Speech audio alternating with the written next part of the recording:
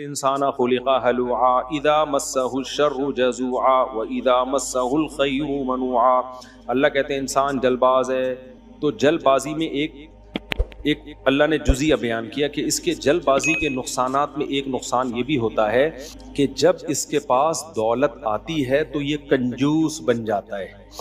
कंजूस क्यों बनता है? ये ना जलबाजी है ना, तो ये चाह रहा है सारा नफा अभी उठा लो, कहीं ऐसा ना हो खत्म ना हो जाएगी, सारे पेड़े भी खा लूं।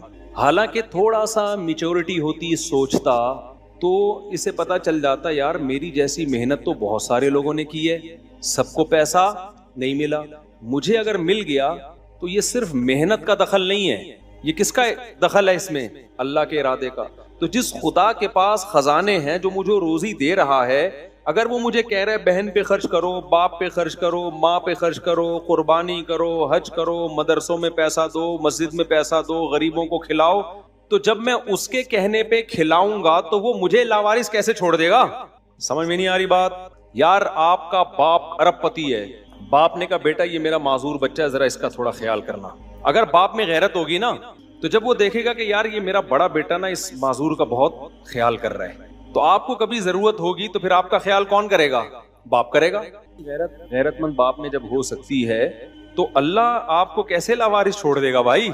लेकिन अल्लाह कहते हैं इंसान ये सोचता नहीं, बस वो जैसी पैसा आया ना ये जमा करो यार, एक के दो, दो के चार बनाने की फिक्र करो, सदका खैरात मत करो इसमें से। फरमाया इन्नल इंसान खुलिका हलुआ इदा मस्सहु शर्रु जज़ुआ। जब दौलत आती है कंजूस, और जब दौलत जाती है, गुर्बत आती है या परेशानी आती है, शोर शराबा, हा हू ही। तभी तो आप देखो ना लोगों को हर वक्त मुंह पे ना, आप लोगों के अलावा की बात कर रहा हूं भाई, सुनो आप समझे हमारी इंसल्ट हो रही है, किसी के चेहरे पे खुशी कमबख्त के नजर ही नहीं आती।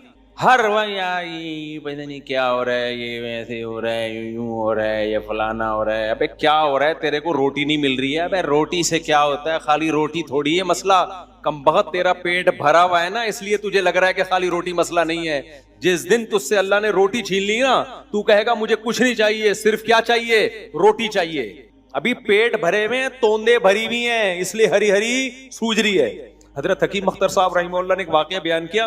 बगदाद में ना मुसलमानों की खिलाफत थी, हुकूमत थी, जाहिर है उस जमाने में बहुत डंका, मुसलमानों का जो है वो डंका बज रहा था पूरी दुनिया में। रसद गाहें हमारी, सैयारा गाहें हमारी, बदमाशी थी मुसलमानों की। तो जब पेट भरे हुए थे, मुआशी तरक्की भी और दुनिया पे हुकूमत भी और साइंसी तरक्की भी, ये सारे गोरे हमारे पास पढ़ने के लिए आया करते थे, दो दबदबा, तो टेंशन लेस जिंदगी हुई ना, तो आशिकों की तादाद बहुत बढ़ गई थी बगदाद में। किसकी तादाद? आशिकों। इश्क मुआशके जो है ना, क्योंकि जब तोंदे भरी भी होती हैं तो फिर हरी हरी सूझती है, तो आशिक बहुत हो गए ना, कि फलाने को फलां से इश्क हो गया है, तो फलाने को शहजादी से इश्क हो गया है, तो वो नहीं मिल रही तो टेंशन में जा रहा है। तो बुजुर्गान ने दीन जाहिर है मेहनत करते भाई, ये मुर्दार है दुनिया है वगैरह वगैरह, जो बुजुर्गों का तरीका होता है। कहते हैं बगदाद में पड़ गया कहत। क्या पड़ गया? कहत, कुछ वक्त के लिए। तो सारे आशिक मार्केट से शार्ट जिससे पूछते भाई तुम्हें फलानी चाहिए, कहते हैं रोटी दे दे, फला की ऐसी की ऐसी। आगे वो गाली भी लगा देता होगा। वो गए मुझे क्या चाहिए? रोटी, मुझे रोटी चाहिए। तो हम लोगों की तोंदें भरी हुई हैं, हमारे पेट भरे हुए हैं, इसलिए अब हमें हरी हरी सूझती है। देखो टमाटर वाला पता है खुशी की जिंदगी क्यों गुजारता है? उसको कुछ ज्यादा वो एक्सपेक्ट करता ही नहीं है, ज्यादा उम्मीदें उसको, उसके बहरिया टाउन की बात करें, वो खराटे लेके सोना शुरू कर देगा। उसको पता है यार इस टमाटर से मैं बहरिया टाउन में कोई प्लॉट नहीं ले सकता। उससे आप बात करें कि अमेरिका के वीजे की, उसको पता है टमाटर इस रेडी की बेस पे मुझे अमेरिका का वीजा नहीं मिलेगा। उससे जापान के वीजे की बात करें, टेंशन नहीं लेगा। तो वजह उसको तवक्कुआत ही नहीं है, लिहाजा वो अपनी छोटी सी दुनिया में क्या है, मस्त। मैं तो मिलता हूँ ना टमाटर वालों से भी, मैं अक्सर एक बयान में वाकया बताता हूँ। हमारे एक दोस्त तो नहीं, मेरा दोस्त बन गया था वो लेमन नहीं खाता था ना, ये जो कीनू माल्टे नहीं खाता था, मेरा गला खराब हो जाता था खाते ही। तो मुझे डॉक्टर ने बोला कि ये खाया करो, इसलिए गला खराब हो रहा है कि आप खाते नहीं, इसमें विटामिन सी है, खाओगे तो नहीं होगा खराब। तो मैंने दे दनादन फोड़ना शुरू कर दिया, और फिर ऐसे फोड़े हैं कि अब तो खाते ही कीनू माल्टे, और लेमन के बगैर अब हमारा गुजारा नहीं। उस दिन मैंने बयान में दिखाया था ना कितना नींबू निचोड़ के मैंने पिया है। तो अब मुझे लीमू माल्टों की आदत पड़ गई थी ना, मैंने कहा खाओ, क्योंकि मैंने बहुत अरसे छोड़ा हुआ था इस चक्कर में कि गला खराब होता है। तो एक माल्टे वाले से मेरी हो गई दोस्ती, रोजाना में जाके ना रात को उसके पास, हालांकि रात को खाने की चीज है नहीं है, दिन में खाने की चीज है, लेकिन हम रात को भी फोड़ देते थे। तो मैं उसके पास जाकर के खड़ा हो जाता, जाके 2-4 कीनू वहीं खाए और वहीं पैसे दिए और पतली गली से निकल लिए। तो मेरी हो गई उससे दोस्ती। मैं देखता था यार ये बंदा खुश बहुत है, मेरा ख्याल था इसका ये साइड बिजनेस होगा, असल में तो इसके बहरिया टाउन में प्लॉट होंगे, एहसानाबाद में जमीनें होंगी, और हो सकता है इस्लामाबाद में नए प्रोजेक्ट। जो उसके चेहरे पे खुशी थी ना, उससे लगता था कि ये कोई बहुत बड़ी फिल्म है। साइड में वैसी तवाज़ुअन ये एक रेडी लगा रहा है। तो एक दिन मैंने उससे पूछा, मैंने कहा तुम्हारा इसके अलावा कोई बिजनेस है? उसने कहा नहीं भाई, और होना भी नहीं चाहिए था क्योंकि सारा दिन तो वो उधर ही नजर आ रहा है। मैंने कहा कितने माल्टे कीनू लाते हो? कह रहा सुबह ये रेडी भरी हुई होती है, शाम को खाली। मैंने कहा अच्छा, कमारा होगा, जाहिर है छड़े छाट के लिए, पान गुटके के खर्चे के लिए एक रेडी बहुत है। तो मैंने कहा कि आपका के शादीशुदा हो? कह रहे मेरी बीवी है और पता नहीं 7 या 8 बच्चे, 10, मैंने पहले सुना है वाकया, 10 बच्चे। मैंने कहा 10 बच्चों को इस रेडी से पाल रहे हो? अल्हम्दुलिल्लाह। कह रहे सुबह पेट भरा हुआ होता है उनका, शाम को भी पेट भरा हुआ होता है, और कहता है मैंने अपने बूढ़े वालिदैन को भी अपने साथ रखा हुआ है। मैंने कहा दूसरे भाई क्यों नहीं रखते? कहते हैं वो कहते हैं इस गुर्बत महंगाई में बच्चों को पालना बहुत मुश्किल। कहते हैं मेरा भाई है, उसके 1 या 2 बच्चे हैं, वो कह रहे हैं इस गुर्बत में बच्चे मत पैदा करो, मत पालो। तो जो बच्चे ही नहीं पालना तो फिर माँ बाप भी नहीं पाल रहा वो, क्योंकि जाहिर है महंगाई में जैसे बच्चे पालना मुश्किल है तो माँ बाप पालना उससे ज्यादा मुश्किल है। तो मैंने कहा गुजारा होता है? कह रहे होता नहीं, हो रहा है, खा रहे हैं, पी रहे हैं। वो क्यों खुश है इतना? उसने दुनिया से ज्यादा उम्मीदें नहीं लगाई। वो कह रहे मेरी जरूरत ना घर की एक छत है, मेरे बच्चों को रोटी मिल जाए, पढ़ाई हो जाएगी, बहुत अच्छी बात, नहीं तो हर एक को रेडी देके। क्या ख्याल है भाई? अब 5 बेटे और 5 बेटियां अगर हो तो 5 बेटों एक रेडी से जब इतना आ रहा है, तो जैसे जैसे बेटा जवान होगा तो 5 रेडियों से 5 गुना ज्यादा आमदन आएगी कि नहीं आएगी? और मैंने ऐसे लोग देखे हैं जिनके औलाद ज्यादा थी, गरीब थे, बेटे जवान होते चले गए ना तो सिर्फ 5 रेडियां नहीं बनी है, पूरा सब्जी मंडी में बिजनेस खड़ा हो गया उनका। औलाद सोर्स ऑफ इनकम है, इसमें इन्वेस्टमेंट इतनी नहीं होती जितनी अर्निंग होती है। फैमिली प्लानिंग वाले बताते हैं कि इसमें इन्वेस्टमेंट तो है, अर्निंग नहीं है। ये दुनिया का सबसे बड़ा झूठ है, खोपड़ी शरीफ में नहीं आ रही बात। और गरीब को औलाद की जरूरत मालदार से ज्यादा है। मेरे बयान पे एक आदमी ने कमेंट्स किया, मैंने कहा कि तुम बच्चे ही पैदा नहीं करते, बुढ़ापे में क्या खिदमत के लिए बंदा रखोगे? तो एक आदमी ने कहा हम बच्चे नहीं पैदा कर रहे, हम पैसा बचा रहे हैं, बुढ़ापे में हम क्या रखेंगे? नौकर रखेंगे, वो हमारी खिदमत करेगा। अच्छा, नौकर तुम्हारी खिदमत करेगा, नौकर अपने बुढ़ापे में क्या रखेगा? नहीं आई बात। उसके पास क्या, उसके लिए क्या पैकेज है? तुम तो गरीबों को ज्यादा कह रहे हो कि बच्चे कम पैदा करो, जिनके पास बुढ़ापे में नौकर रखने के पैसे नहीं है। तो इससे तो पता चलता है गरीब को ज्यादा जरूरत है औलाद की। तो ये कमबख्त बड़े बेशरम लोग हैं, फिर वही गाली आ रही है। सारा सेटअप इन लोगों ने बर्बाद किया। तो हमने अक्सर आल औलाद वालों के चेहरों पे खुशियां देखी हैं, क्योंकि उनमें अल्लाह पे तवक्कुल होता है। खुशी का ताल्लुक इससे नहीं है कि जेब में पैसे कितने हैं। खुदा की कसम, ला इलाहा इल्लल्लाह, मस्जिद के मिंबर में बैठा हूं, मैंने फैक्ट्रियों के अरबपति, ताजिरान, करोड़पति मालिकान को टेंशन में देखा है, क्योंकि अल्लाह पे तवक्कुल नहीं है। वजह उसकी है कि खरबों रुपए भी आ गए, छिनने का डर हर वक्त लगा रहता है उनको। नहीं यही बात। अब देखो, एक बंदे की फैक्ट्री, सर पे टोपी, ये भी शायद सुना हुआ आपने वाकया, सर पे टोपी, सफेद कपड़े, ऐसा लग रहा था कि इससे दम करा ले आदमी, इतना नेक, नमाजी, परहेजगार। मुझे कहता है मुफ्ती साहब हर वक्त एक टेंशन में है, और मुझे लग भी रहा था उसके, जिसके चेहरे पे खुशी होती है ना, चेहरे से पता चल जाता है। कुछ लोग होते हैं जब जाओगे ऐसे खिला खिला चेहरा उनका, लग रहा होगा यार ये बंदा खुश। कुछ होंगे हर वक्त ऐसा लगता है तवे पे बिठाया हुआ है, किसी ने चूल्हा जला दिया नीचे से ऐसे लगता है जैसे चूल्हा तवे पे बिठा के नीचे से चूल्हा जला। अच्छा, मेरे बारे में भी लोग कहते हैं जो इतना खुश खुश नजर आता है ना, पैसा बहुत है। जो मेरे 15-20 साल पहले से मुझे जानते हैं ना, उनको पता है कि जब बिल्कुल जेब में 5 रुपए भी नहीं होते थे ना, इससे ज्यादा ही खुश थे हम, इससे कम नहीं थे। और खर्चे हमारे दबा के थे, यानी खर्चे से मुराद जिम्मेदारियां। 3 तो मेरी बहुत पहले से हैं, बहुत पहले से 3 है मेरी, और बच्चे भी।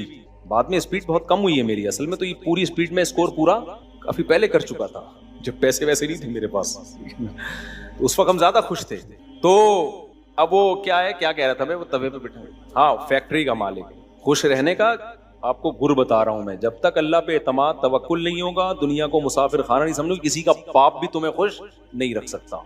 कुछ भी कर लो, अमेरिका जाके भी टेंशन में आओगे, और अगर अंदर से खुश हो गए ना। हकीम अख्तर साहब का बड़ा प्यारा शेर है यार, वो फरमाया करते थे, दिल गुलिस्तां था तो हर शय से टपकती थी बहार। जब दिल बाग बाग होता है ना, दिल में खुशियां होती हैं, तो हर शय में बहार टपकती हुई नजर आती। दिल बयाबा हो गया, आलम बयाबा हो गया। जब दिल में गुलिस्तां खत्म हो गया ना, खुशी खत्म हो गई, तो बाग में भी आपको खिजा का मौसम नजर आएगा। बड़ा प्यारा शेर है, दिल गुलिस्तां था तो हर शय से टपकती थी बहार। चाहे खिजा का मौसम भी हो ना, उसमें भी लाइफ को इंसान क्या करता है, इंजॉय करता है। तो और दिल बयाबा हो गया, आलम बयाबा हो। तो अंदर की खुशी का मेरे भाई जेब से ज्यादा ताल्लुक नहीं। मैं ज्यादा इसलिए कह रहा हूं, थोड़ा सा है, थोड़ा सा तो है। बिल्कुल ही खाली होती है तो थोड़ी सी टेंशन होती है। तो वो वाकया सुना रहा था, वो एक साहब इसी मस्जिद में बिल्कुल ऐसे सफ़ेद कुर्ता शलवार टखनों से, बिल्कुल सुन्नत के मुताबिक आधी पिंडली तक, और ऐसे नीट क्लीन। अच्छा, मेरा उनके साथ एक हफ्ते से टाकरा हो रहा था। मुझे लग रहा था कि ये बंदा कोई, ऐसा लग रहा है कोई लतीफ़ा सुनाओ, हंसी नहीं आती जिस कमबख्त को, इसका मतलब वो टेंशन में है ना। क्या क्या ख्याल है भाई? तो मुझे लगा कि ये टेंशन है इसको। तो मैंने उनसे एक दिन कहा, खुद मुझे कहने लगे, मुफ्ती साहब आपसे एक बात करना चाहता हूँ। बहुत पुराना किस्सा हो गया, उसको नहीं पता चलेगा कि उसकी बात हो रही है। ये सारे एक्सपायर किस्से में सुना रहा होता हूँ, 10-10 साल पुराने, जो बुढ़े हो चुके होंगे या उनकी हाफजा, वैसे भी इतनी टेंशन में हाफजा 10 साल पुराना किस्सा याद नहीं रखता।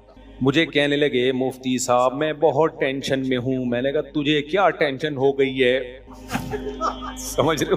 कहा नहीं, लेकिन दिल चाह रहा था कि अबे तेरी फैक्ट्रियां चल रही हैं, तेरे पास गाड़ी देख तू इतनी बड़ी। गुस्सा तो आएगा ना।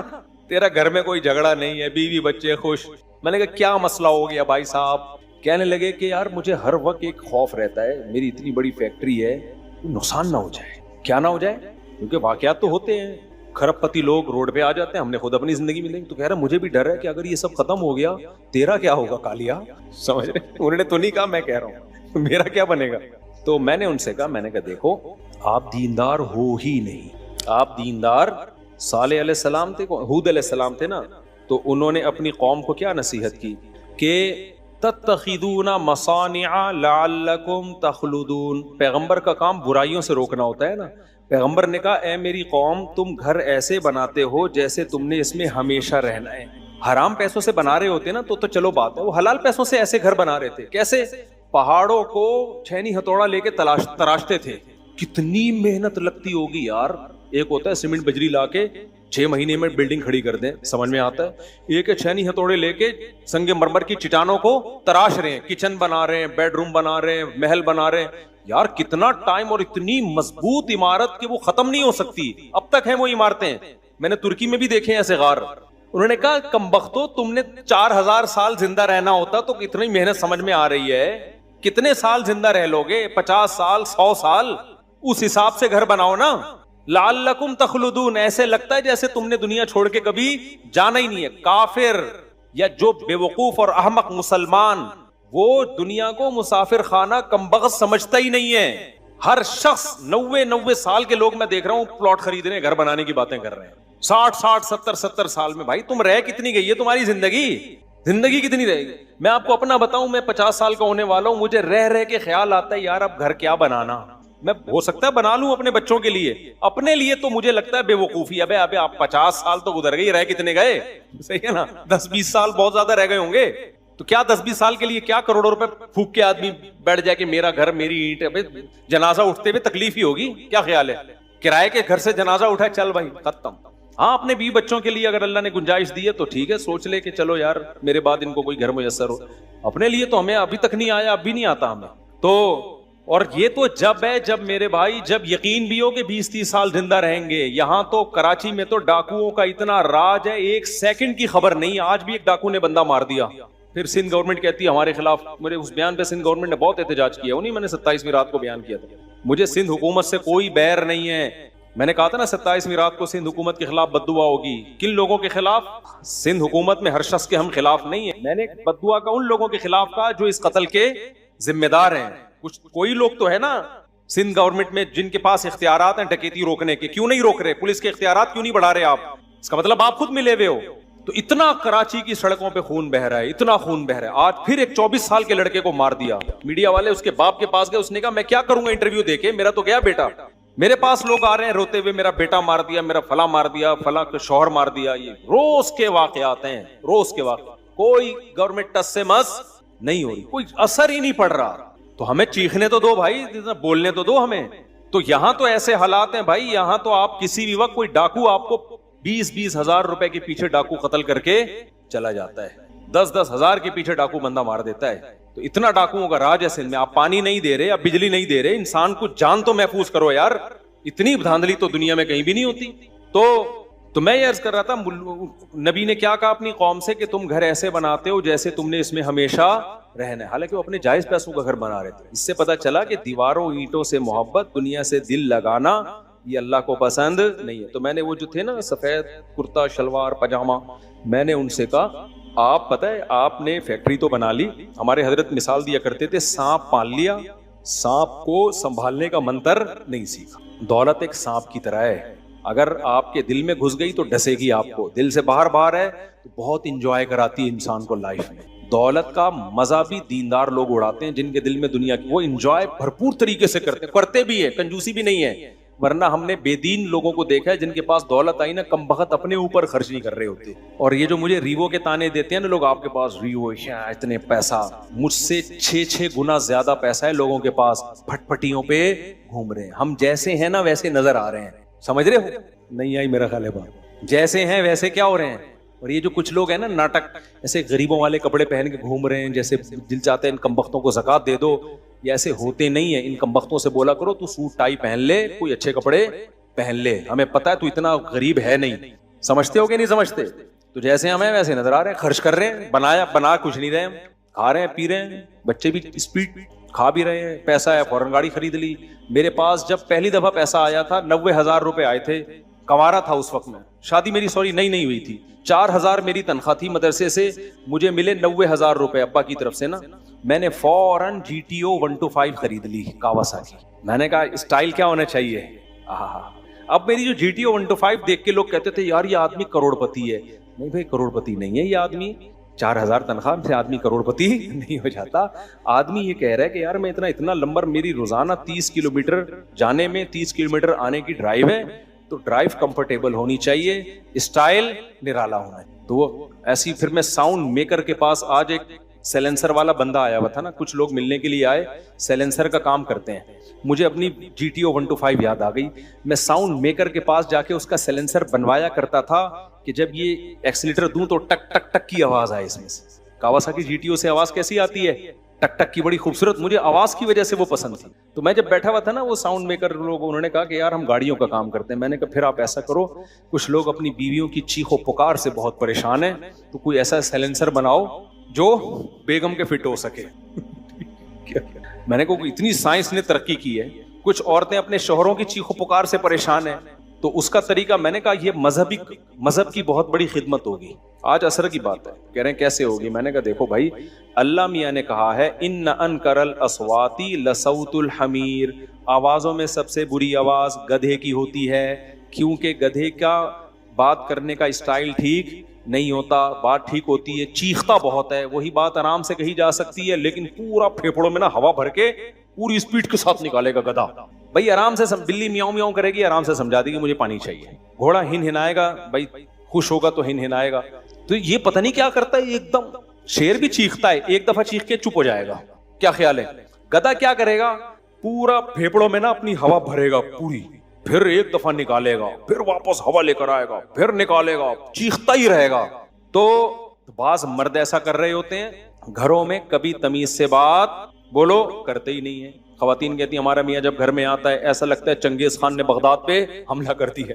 तो मैंने कहा कुछ खवातीन ऐसी हैं जिनके लिए अच्छा सा सैलेंसर बना दो, कुछ आदमी ऐसे हैं जिनके लिए अच्छा सा सैलेंसर बना दो। कहते हैं हम तो गाड़ियों के सैलेंसर है। मैंने कहा साइंस की तरक्की का फिर फायदा क्या हुआ? इतनी तरक्की की साइंस ने, मैंने कहा ये मजहब की खिदमत होगी, इसलिए कि अल्लाह को चीखना चिल्लाना पसंद नहीं है। जब तुम साइलेंसर लगाओगे हम मर्दों के फिट कर देंगे, खवातीन के भी फिट कर देंगे, घरों में सुकून का माहौल पैदा हो जाएगा। खुश कौन होगा इससे? अल्लाह खुश हो। जन्नत में जाना चाहते हो, मैंने कहा कोई ऐसा साइलेंसर इजाद करो अल्लाह के बंदो। नहीं समझ में आ रही उनके समझ में ही नहीं आया कि मैं क्या कह रहा हूँ। खैर, तो वो जो आए थे ना सफेद कपड़े, नीट क्लीन, मैंने उनसे कहा भाई साहब आपने दीनदारी का गेटअप बना लिया, आपके दिल में दुनिया की मोहब्बत के गटर उबल रहे हैं। एक होता है अल्लाह की मोहब्बत के चश्मे, पानी के चश्मे होते हैं ना, सवाद मर्दान में कैसे खूबसूरत लगते हैं। एक होता है उबलते हुए गटर जो अंडा मोड़ पे आपको जगह जगह, यहाँ भी अभी देखें आप लोग जो नमाज पढ़ने आते हैं गटर फलांग के आते हैं ना, अल्हम्दुलिल्लाह गटर का पानी है, कैसा चश्मा खूबसूरत बह रहा है। बहता पानी पाक होता है, लेकिन ये फिर भी नापाक है, इतना गंदा है इतना गंदा है कि बह के भी नापाक है ये। तो मैंने कहा आपके दिल में दुनिया की मोहब्बत के गटर उबल रहे हैं। मैंने कहा आप फर्ज करो आपकी फैक्ट्री को अल्लाह ना करे आग लग गई, अभी फर्ज कर लो जो खतरा है ना वो फर्ज कर लो आग लग गई। हमेशा एक्सट्रीम लेवल पे जाओगे ना, जैसे मैंने दूसरी की ना, तो मुझे धमकियां ये कर देंगे। मैंने कहा बंदूक लेके सर पे गोली मार दो, कत्ल करके कीमा बना के कौओं को खिला दो, मैं किसी के दबाव में आके तलाक नहीं दूंगा बस। तो मैंने एक्सट्रीम पे पहुंच गया था ना, और मैं जहनी तौर पे तैयार था कि जान से मार दें। वजह उसकी है कि मर जाएंगे, शहीद हो जाएंगे। अगर हम बेगैरती के साथ जिंदा रहे तो ससुराल को क्या मुंह दिखाएगा आदमी यार? वो बोलेंगे अच्छा उस वक्त तो बड़ी बातें कर रहे थे, चार शादियां, अभी ससुराल का दबाव आया तो फौरन तलाक दे दी।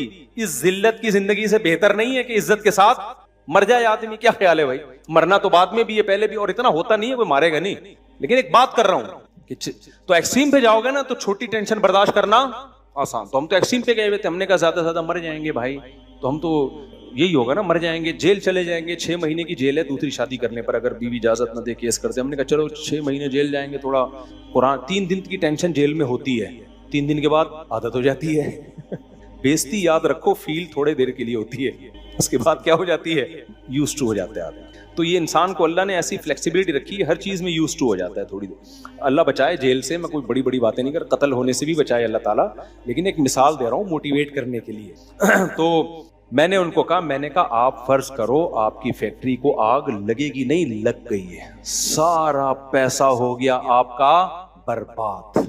मैंने कहा अब क्या होगा पता है आप? कह रहे हो भाई जाहिर है कांपने लगेंगे ना वो ये बातें सुन के। मैंने कहा अब ये होगा गया सब कुछ, आप घर में आओगे मुंह लटका हुआ होगा, बेगम सब बर्बाद हो गया, सबसे पहले ये घर बिकेगा, क्या ख्याल है? यही होगा ना? बेगम बोलेगी नहीं, आप बोलना हाँ, टेंशन लो नहीं, हमेशा दो। ऐसे मौके पे चीखना जायज है दबाव में लेने के लिए। बोले बिकेगा, तेरा बाप भी इसको भेजने से, क्योंकि मैं खाना है ना पहले भाई, खाना ही नहीं है तो क्या करूंगा मैं। घर बिक गया। मैंने कहा आप टमाटर की रेडी खरीद लें, घर बेचने से 5-6 रेडियां आराम से आ जाएंगी, ठीक है? इतना तो घर तो था ना उसके पास, ऐसा थोड़ी कि उधर भी आग लग रही है घर भी आग, ऐसी तो फिर क़यामत ही आ गई है। फिर मेरा ख्याल है कोई ऐसी फर्जी चीजों का तो कोई वो ही नहीं है ना। मैंने कहा आपने 4-5 टमाटर की रेडियां खरीद ली, आपको जाहिर है बेइज्जती फील होगी, बेइज्जती का उसूल है 3 दिन से ज्यादा फील समझ रहे हो? हमेशा याद रखो बेइज्जती 3 दिन से ज्यादा फील नहीं।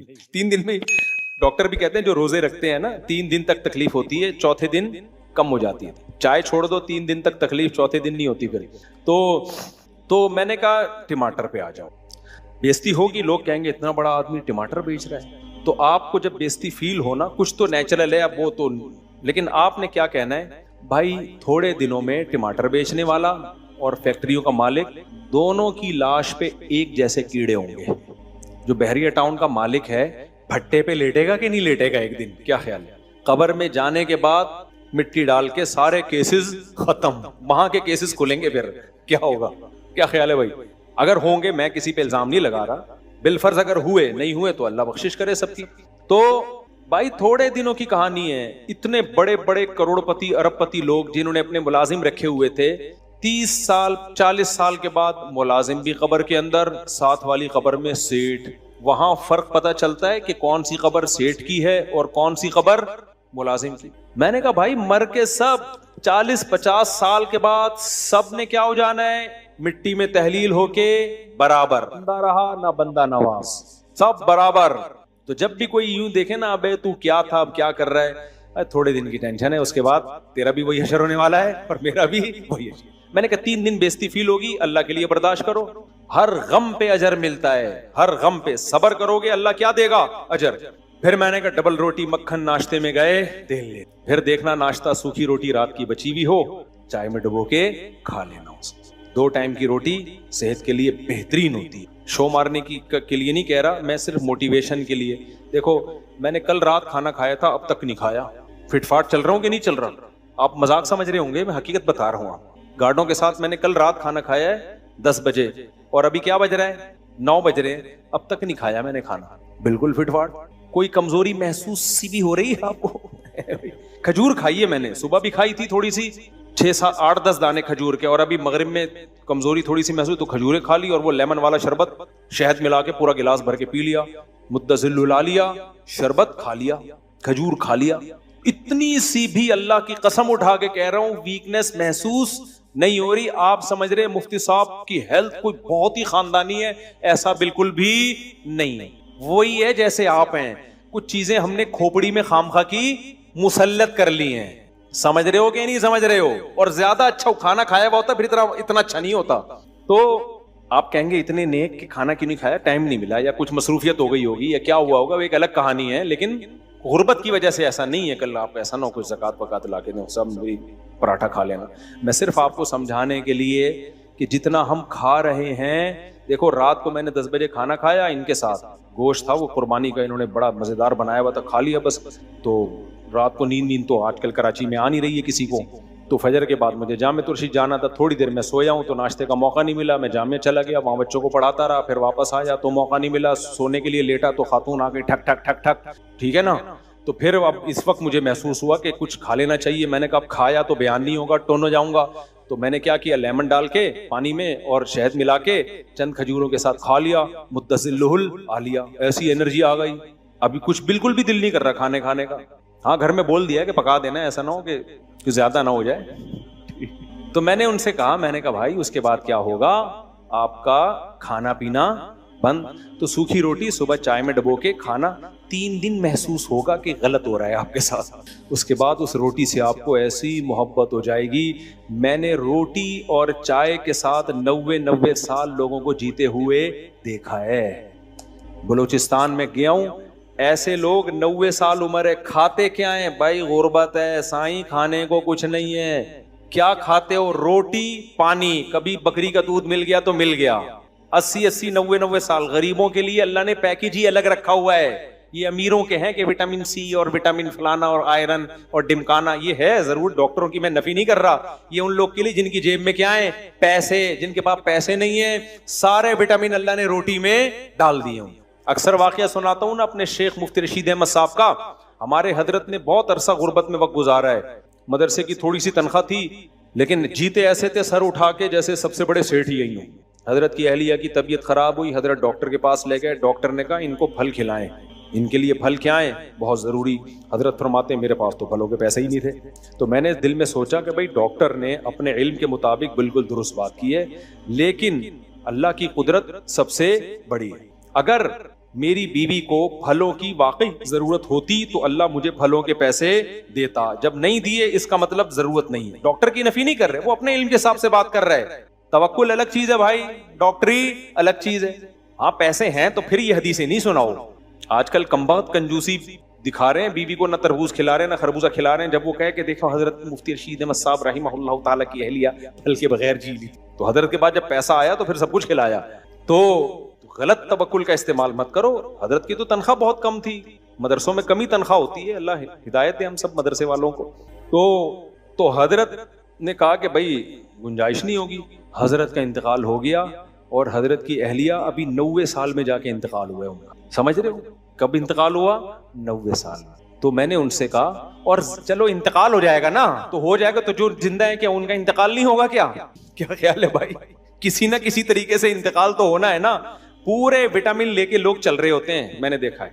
डाइट प्लान डॉक्टर ने बताया, इतने विटामिन डी के कैप्सूल लेने हैं आपने, इतने विटामिन K2 ताकि वो विटामिन डी को एब्जॉर्ब कर सके, K2 भी खा लिया, विटामिन डी भी, और विटामिन सी की इतनी क्वांटिटी और कैलोरीज आपने ना इतनी डब्बे पे लिख लिख के इतना वॉच लिए। तो ये सैमसंग वॉच इस चक्कर में नहीं है, तो ये सिर्फ स्लिप नापने के लिए है। तो ये इतनी कैलोरीज लेके पूरा फिट, एकदम बॉडी फिट ट्रक को चल के चला गया। नहीं आई बात, पूरी एकदम सेटअप से चल रहे थे, डॉक्टरों के मशवरे के, डॉक्टर खुद अपने मशवरे पर इतना अमल नहीं कर रहा था जितना ये डॉक्टर के मशवरे पर अमल कर। घर से बाहर निकले, पता चला ये ढक्कन भी गायब है। वो समझे कि ढक्कन है, पांव रखा ढक्कन समझ के, वहां ढक्कन नहीं था। क्या ख्याल है भाई, इसका कोई विटामिन से ताल्लुक है? आप समझते हो अमेरिका में हादसे नहीं होते? भाई वहां भी बहुत हादसे होते हैं। जापान में हादसे नहीं होते? मेरे जहन में जापान का एक इमेज था, और अभी भी है, वो बड़ी स्टेबल और ऑर्गेनाइज कौम है, हर चीज तमीज से होती है, हादसात का रेशो बिल्कुल भी नहीं है। मैं टोक्यो लैंड किया हूं, अगले दिन टोक्यो में जहाज तबाह हो गया। हम टोक्यो में ही थे, कैसे तबाह हुआ है? जहाज खड़ा हुआ है, दूसरा जहाज आके गड़ करके मारता हुआ चला गया, उसको पेलता हुआ निकल गया। अबे भाई तुम तो जापानी हो यार। जब जहाज लैंड कर रहा था ऊपर से, ये कोई छांगा मांगा के एयरपोर्ट थोड़ी है चीचा वतनी का, ये कहां का एयरपोर्ट है? जापान का, और वो भी टोक्यो का। जहाज लैंड कर रहा है, कोई फन्नी खराबी भी नहीं है, हम कहें दूसरी कंपनी का मसला है। जहाज लैंड कर रहा है, फौरन न्यूज चली कि भाई एक जहाज तबाह हो गया, इतने लोग मर गए। कैसे मर गए भाई? ये जापान है, इसमें क्यों मरे? एयरपोर्ट में इतनी बदनजमी। भाई ऐसे मरे कि असल में एक्चुअली जब जहाज ने लैंड किया तो एक और रनवे पे खड़ा हुआ था। पूरा जहाज नहीं था, आधा रनवे पे था, आधा बाहर था। कोई चाय पीने के सिलसिले में कुछ ख्याल आया होगा उसको, पता नहीं कोई मीटर घूम गया होगा, वो उतरा है और हिट करके वो छोटे जहाज के तो पर उड़ा दिया उसने, सारे ही मर गए उसमें। बड़े जहाज में आग लगी तो अगर हमारे लगती तो हम सब जल चुके होते, लेकिन वो तमीज की कौम है, तो उन्होंने जो जो लोगों को हिदायत दी ना, लोगों ने लाइन बना के जहाज के दरवाजे से निकले, सब बच गए। हमारे यहाँ तो शायद जब ऐलान होता ना जहाज में आग लग गई है, तो जिसको जहां से मौका मिलता भाग के दरवाजे को फंसा देता, और किसी की भी जान ना। वो तमीज की कौम थी, तो जो बड़े जहाज में सब बच गए, लाइन लगा के निकले आराम से, जल्दबाजी नहीं की उन्होंने कि भाई आग लग रही है लेकिन जो ऑर्डर है हमने उसको फॉलो करना है, तो तमीज से सारे निकल गए।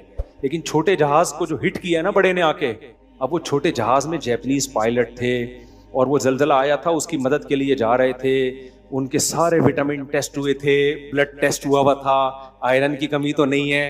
क्या ख्याल है भाई? जो छोटे जहाज में लोग बैठे हुए थे, पायलट की आई टेस्ट 6/6 है, शुगर ओके की रिपोर्ट। अगर कोई इंश्योरेंस वाला वहां सर्वे के लिए आता, कहता है इस कमबख्त ने 150 साल कम से कम जीना, इसकी फौरन बीमा पॉलिसी कराओ, सब कुछ ओके की रिपोर्ट थी। बैठे हुए थे, जलजला आया उसमें बच भी गए थे। कमाल की बात है, जलजला आया उसमें बच भी गए थे, शुक्र अदा कर रहे थे खुदा का कि गॉड किंग पां की चापा, हम लोग को तूने बचा लिया। अल्लाह ने कहा बेटा बचा नहीं लिया, तुम्हें अभी मौत के मुंह में लेके जा रहा हूं मैं, तुम जरा एयरपोर्ट पे पहुंचो तो सही, दूसरा जहाज आके तुम्हें हिट करेगा, तुम्हारे परखचे उड़ा दो। वो तो बैठे बैठे गए हैं दूसरे जहान में, इतना भी नहीं मौका मिला कि विटामिन की कोई कमी टेस्ट तो कर लेते। भाई विटामिन की कमी होती है, टेस्ट करता है आदमी, उसको पूरा करने की कोशिश करता है ना। बैठे हुए हैं, दूसरा जहाज आया, उड़ाता हुआ निकल गए। वो कह रहे हैं ऐसे विटामिन का क्या करना है भाई हमने। अब बरज़ख में जाके वो रिपोर्टें दिखा रहे होंगे फरिश्तों को, यार इस बंदे को तुमने मारा, लग रहा है कि इसकी मौत आए। तो फरिश्ते कहेगा ये रिपोर्टें रख अपने पास, हमारे पास बड़ी इससे भी अच्छी अच्छी रिपोर्टों वाले आए हुए हैं, इससे भी अच्छी अच्छी रिपोर्टों वाले हमारे पास पड़े हुए हैं। दूसरी खबर में देख उनके चित्रौल तुझसे ज्यादा लग रहे हैं। तो रिपोर्टें ले गई एक तरफ, और जो बगैर रिपोर्टों के होते हैं बाज दफा वो 90 साल जी रहे होते हैं। मैं अपने नाना की अक्सर मिसाल देता हूँ, 40 साल हमने उनको शुगर में देखा, यानी हमारी पैदाइश से पहले थे वो शुगर में चले आ रहे थे, आज दुनिया से गए, आज गए, ऐसे ऐसे बीमार 99 साल निकाल लिए उन्होंने। सही है ना? जो उनकी अयादत के लिए जाया करते थे ना, वो निकल गए। हमारे महल्ले में एक और साहब है, नाम नहीं लूंगा, मैं जब 2006 में यहाँ आया ना, उस वक्त मैंने देखा उनको राशा है और कांपते हैं और दिल की बीमारियां, पानी जरा सी कमी हो एकदम बेहोश होने लगते। मुझे लगा ये आज गए कल गए, आज गए कल गए, आज गए कल गए। और वो भी है कि मैं तो बस जा रहा हूँ, मैं तो बस मरने वाला हूँ। हीट स्ट्रोक नहीं हुआ था जब रमजान में चंद साल पहले रोजे में मैंने उनको मना किया आप रोजा मत रखो, आपको पानी, उनकी जरा सी कमी हो जाए ना पानी की, वो फौरन मरने लगते हैं, हर वक्त पानी की बोतलें लेके घूमते हैं वो। मैंने कहा मत रखो रोजा, मरोगे भाई तो हराम है, मैं मुफ्ती होके तुम्हें फतवा दे रहा हूं। नहीं, शौक है, रोजे में गिर गए, घसीटते हुए पानी के पास लेकर गए, उनको क्रॉलिंग कराते हुए, मुंह में पानी डाला, फिर उठ के बैठ गए। तबलीगी इज्तिमा में गए, वहां उल्टे हो गए ना, पानी नहीं मिल रहा वो इज्तिमा के अंदर, या तो तुम पानी तो साथ रखो, वो था खत्म हो गया। मैंने कहा गए गए मर गए बस, इन्ना लिल्लाह। इतने जनाजे वो दफना चुके हैं ना, जो उनकी ताजियत के लिए आते थे, अयादत के लिए आते थे। हर थोड़े दिन में बंदा आया हुआ होता था, तारिक भाई नाम है, नाम लेने में कोई हर्ज नहीं है, तारिक भाई बस मैं तो दुआ करता हूँ अल्लाह आपको जिंदगी दे। 1 महीने बाद ऐलान होता है जो साहब आए थे ना उनका इंतकाल हो गया। उनका क्या हो गया? अभी 1 हफ्ता पहले मैंने उनको फोन किया, कहते हैं मुफ्ती साहब बस मैं तो जाने वाला हूं। मैंने कहा तारिक भाई रिपोर्ट ये कहती है कि मैं चला जाऊंगा, आप नहीं जाओ, इंशाल्लाह अल्लाह बरकत दे और उम्र। मैंने कहा बहुत आपने लोगों के साथ मजाक किया है, ये मजाक मजीद आप भी देखोगे ना, आप बोलोगे ये बंदा कल तक जिंदा नहीं रहेगा, लेकिन यार अल्लाह ताला खींचते हैं तो खींचते चले जाते हैं। और उधर जापानी सारी रिपोर्टें क्लियर, जहाज आया उड़ाता हुआ निकल गया। हमारे मोहल्ले में एक अजीब वाकया हुआ, एक साहब की डेथ हुई, कब्र में ना लंबे थे वो, तो उनकी जब कब्र तैयार हुई है तो गोरकन ने कहा यार ये एक बंदे को बुलाया, हट्टा कट्टा फिटफाट बिल्कुल। अच्छा वो बंदा क्या करता था, हमारे इमाम साहब जुम्मे में दुआ मांग रहे होते थे, वो उठ के चला जाता था, कह रहे हैं कोई नहीं कबूल होने वाली है, ऐसे ना थोड़ा सा रिकॉर्ड भी लगाता था इमाम साहब का, ऐसे ही तो मांगते रहते हैं मौलवी लोग। नमाज पढ़ने आता था लेकिन इस तरह की बातें करता था। एक दिन क्या हुआ जी, किसी का इंतकाल हो गया, तो गौर करने का नापना है, बिल्कुल आपके साइज का आदमी था, अगर आप लेट जाएं कब्र में। उन्होंने कहा ठीक है मैं लेट के देखता हूँ, लेटे, बिल्कुल जी सही है साइज ना, उठ गए, ठीक है जी दफना दो। अल्लाह की कुदरत, जिनको दफनाना था ना उनके गांव से फोन आ गया, हमने यहाँ नहीं दफनाना, गांव भेज दो। और इनको हार्ट अटैक हो गया उसी दिन, उसकी वजह से नहीं, खौफ की वजह से नहीं, वैसे ही उसी कब्र में अगले दिन इनको दफनाया है। अब बताओ कोई सोच सकता है कि यार जिस कब्र को नापने के लिए मैं लेट रहा हूं, कल रात मेरी इसी कब्र में गुजरेगी? कोई तसव्वुर हो सकता है? ऐसी बेसबाती, ऐसी बेवफा दुनिया है, बल्कि ऐसी दुनिया है लाकिन्नहा खुल्लतुन कद सीता मिन दमिहा फजउन व वलउन व इखलाफु व तब्दीलु। हजरत काब इब्ने ज़ुहैर कहते हैं ये दुनिया ऐसी चीज है, इसकी घुट्टी में बेवफाई और झूठ घोल के पिला दिया गया है। ये दिखाती कुछ है, हकीकत कुछ और है। दिखाएगी आपको ऐसे जैसे दुनिया का आपको इसने बादशाह बनाना है, और ऐसे मुंह मोड़ेगी ना चंद सेकंडों के अंदर, 2 टके की नहीं छोड़ेगी आपको। इसलिए इस दुनिया को ज्यादा लिफ्ट कराने की जरूरत नहीं है। जो गाड़ियों में घूम रहा है, फखर कर रहा है, बंगले गाड़ी, बोले अपनी पजामे में रहे, थोड़े दिनों में कहाँ होगा? कब्र में होगा, मिट्टी में होगा। तभी तो नबी ने कहा कब्रिस्तान जाया करो, कभी कभार उनको देखा करो कैसी गुजर रही है, ठीक है ना, वहां जाके तुम्हें भी ख्याल आएगा कल हमने भी कहाँ आना है। या मैं एकदम कब्रिस्तान गया तो हमारे साथ 2 अहबाब भी थे, मैंने कहा हम भी आने वाले हैं। फिर मैंने घर आके भी बताया, मैंने कहा पट्टे पे लेटना है थोड़े दिनों में। लोग घर वाले कहने क्या बातें कर रहे हो भाई, कोई अच्छी बात करो। मैंने कहा इसको एक्सेप्ट कर लो, भट्टा सबके लिए है भाई। किसके लिए? सबके लिए। तो सबने लेटना है फट्टे पे। तो मैंने उनको समझा रहा था, इतना लंबा तो उनको नहीं समझाया मैंने, तो आपको ज्यादा समझा दिया मैंने, हालांकि आपकी तो फैक्ट्री भी नहीं है, लेकिन क्या करें। तो मैंने कहा आग लग जाएगी, टमाटर बेचोगे, कह रहे हैं बीवी गुजारा नहीं करेगी। मैंने कहा कोई बात नहीं, गरीब लड़की टमाटर वाले की बेटी से शादी कर लेना, क्या ख्याल है भाई, ये वाली खुला लेके चली जाएगी, कोई बात नहीं, बच्चे दफा हो जाएंगे। ऐसे बच्चों का करना क्या है भाई, जो तुम बाप की गुर्बत में बाप को बाप ही नहीं मान रहे, कोई बात नहीं। वैसे भी बच्चे कब्र में दफना के चले जाते हैं कि नहीं चले जाते? भी चले जाते हैं। और इन हर मुसीबत पे जो टेंशन होगी, अजर कौन देगा इस पे? अल्लाह देगा। क्योंकि नेचुरली फिर भी होती है टेंशन, में ये नहीं कह रहा कोई पत्थर का बना हुआ है। याकूब अलैहिस्सलाम को टेंशन हुई थी कि नहीं हुई थी बच्चे के बिछड़ने पर, लेकिन उसमें अजर किसने दिया? अल्लाह ने। तो इस पे सब्र करने में आपको एक मोटिवेशन मिलेगी, भाई अजर कौन दे रहा है? अल्लाह सब्र करने वालों के साथ होता है, जजा फजा करने वालों के साथ नहीं होता, ना शुक्रे लोगों के साथ नहीं होता। और मैंने कहा जब टमाटर बेचोगे तो फिर भी टेंशन खत्म नहीं होगी, फिर भी टेंशन उस सूरत में खत्म होगी कि जब बीवी भाग गई, बच्चे भी मार्केट से शार्ट हो गए, अब आप किसी टमाटर वाली का रिश्ता तलाश कर रहे हो। फिर जब कोई आपके पास आए ना और कहे कैसी गुजर रही है, तो अगर आपने कहा ना बड़े बुरे हालात हैं, तो इसका मतलब आप ना फैक्ट्री में खुश ना टमाटर। फिर आपने बोलना है अल्लाह का दिया मेरे पास बहुत कुछ, रेडी लग रही है, सुबह रोटी खाने को मिल जाती है, भूख में शाम को भी मिल जाती है, अल्लाह का शुक्र है, सर छुपाने की जगह है, ईमान महफूज है, कोई जिस्म को बड़ी बीमारी नहीं है। हदीस का मफहूम है, जिसके जिस्म में कोई बड़ी तकलीफ दे बीमारी नहीं है, 2 वक्त का खाना मिल रहा है, सर छुपाने की जगह है, ऐसे है जैसे अल्लाह ने पूरी दुनिया की दौलत समेट के उसके कदमों में रख दी। नहीं आई बात? तो जिसकी ये सोच होगी वो फैक्ट्री में भी खुश होगा। जिसकी ये सोच नहीं है वो मेरे भाई, जिसकी ये सोच है वो टमाटर बेच के भी खुश होगा। जिसकी ये थिंकिंग नहीं है वो अरबों खरबों रुपए कमा के भी खुश, टेंशन में ही रहेगा। और सिर्फ रहेगा नहीं, देगा भी टेंशन। जो खुश होता है खुशियां देता है, जो खुद कम बहुत अजाब में हो वो लोगों को खुशियां कहां देगा। तभी तो टेंशन वाले लोगों के पास ज्यादा बैठा ना करो, सही है ना। वो क्या कर रहे होते हैं, हर वक्त मनफी बातें करते हैं, मुल्क के खिलाफ मनफी बातें, सियासतदानों के खिलाफ। ठीक है, हम भी सियासतदानों के खिलाफ बातें करते हैं, एक लिमिट में रखो। याद रखो, इतना बुरा कोई नहीं होता जितना हम समझ रहे होते हैं। हम हर चीज में मुबालगा करते हैं, जितना बुरा है उससे थोड़ा सा कम कर लो। थोड़ी सी अच्छी अच्छी बातें भी किया करो। हर वक्त नेगेटिव बातें, वो ये खा गया, वो यूं खा गया, वो ये कर दिया, वो फलाना कर दिया। मैं कभी कोई अच्छी मुंह से फूट लिया कर यार, कोई अच्छी बात भी निकाल लिया कर भाई। जब भी तेरे पास बैठो उसने ये कर लिया, उसने कुछ लोगों के पास बैठो ना, मुल्क तो कभी भी ठीक नहीं होता भाई। जैसे पहले था 70 साल के बाद भी ऐसे ही रहना है। तो आप अपनी मुंह को टेढ़ा मेढ़ा करके अपने मुंह को क्यों खराब कर रहे हो भाई, क्या ख्याल है। हमारे एक उस्ताद हैं, उन्होंने बताया कि पाकिस्तान में फला काम बहुत अच्छा हो गया। दूसरे ने कहा क्या है इससे क्या फायदा। उन्होंने कहा कभी मुंह से ना कोई खुशी की बात, शायद ये बोला कि डॉलर स्पीड से महंगा हो रहा था, रुक गया है। एक अच्छी खबर है ना, एकदम भागा जा रहा था ना, रुक गया, थोड़ा सा खुश हो लो यार, चलो कोई तो अच्छा काम हुआ ना।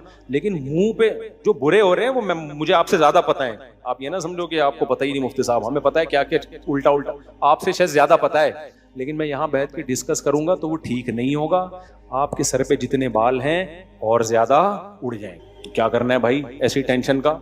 हमें तो भाई मुल्क से मोहब्बत है, हर कीमत पे हमने मुल्क को बचाना है, पॉजिटिविटी को फैलाना है। हाँ, कोई एहतजाज है, एतदाल के साथ रिकॉर्ड कर, जैसे हमने सिंध हुकूमत के खिलाफ रिकॉर्ड करवाया ना, अब भी रिकॉर्ड करवा रहे हैं। लेकिन इतना हर वक्त मनफी मनफी मनफी मनफी मनफी मनफी, इससे खुदा की कसम कोई ठीक नहीं होता।